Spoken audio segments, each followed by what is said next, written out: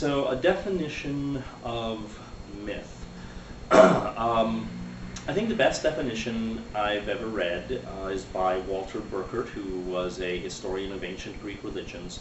And he says that a myth is a tale with a capital T.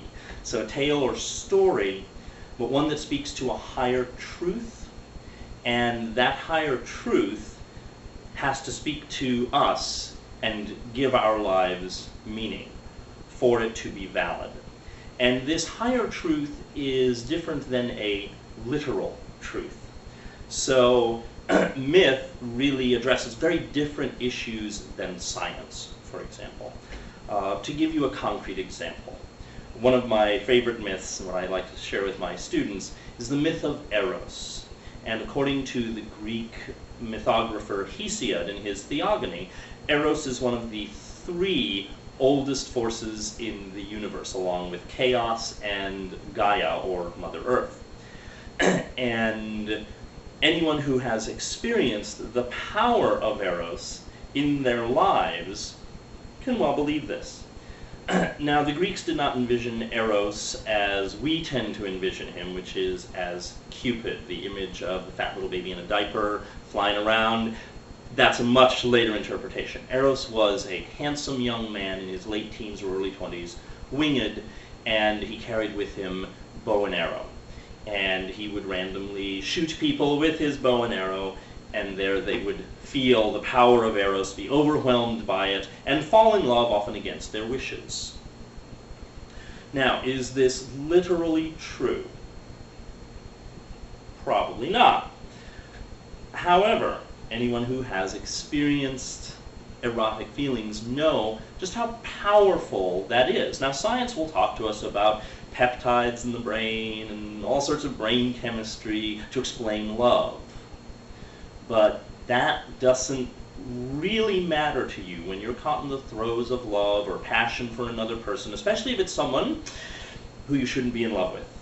And I'm imagining most of us have had that experience of being in love with someone who it probably wasn't very good for us to be in love with. And here you are, a normally sane, rational individual, and all of a sudden you find yourself doing strange and stupid things that you would counsel anyone else not to do, but you can't control yourself. At that point, stories about peptides and science and brain chemistry don't matter to you. However, the story that there might be some crazy little guy flying around out there with a bow and arrow, shooting people randomly, right in the heart, and causing them to go nuts, that resonates with you. That sounds real. That's what we feel. And so in that way, the myth of Eros is incredibly real.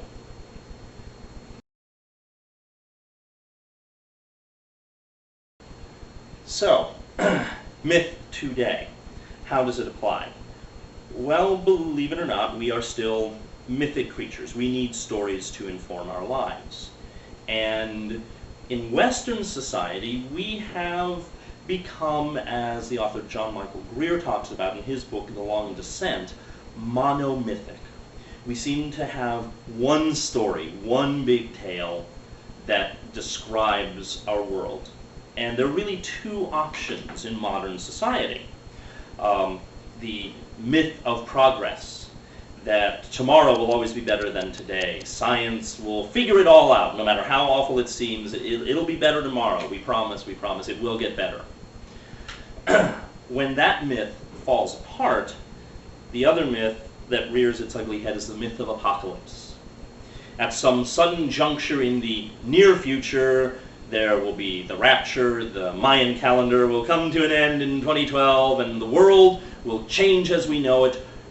Everything will be transformed, and only then, through this world's destruction, can things get better. Those are the two myths that we seem to fluctuate between. When progress isn't working out too well for us, we go to apocalypse.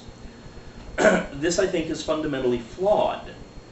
No one myth can really explain everything that goes on in our lives. But the ancients, they had myths for everything.